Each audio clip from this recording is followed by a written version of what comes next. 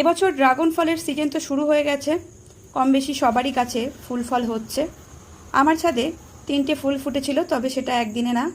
এই ফুলটা সবার আগে ফুটেছিল, আরও দুটো পরপর 2 দিন। তো এই ফুলটা ফোটার 4 দিনের মাথায় আমি ফুলটাকে আলাদা করছি ফল থেকে। তবে এটা খুবই সাবধানে করতে হবে।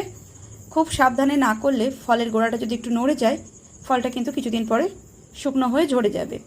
তাই খুব সাবধানে ফল থেকে ফুলটা আলাদা করতে হবে। কিভাবে করলাম আশা করি তোমরা দেখে বুঝতে পেরেছো। তবে এটা 2 হাত দিয়ে করবে। আমি যেহেতু ভিডিও করছি তাই 1 হাত দিয়ে করেছি।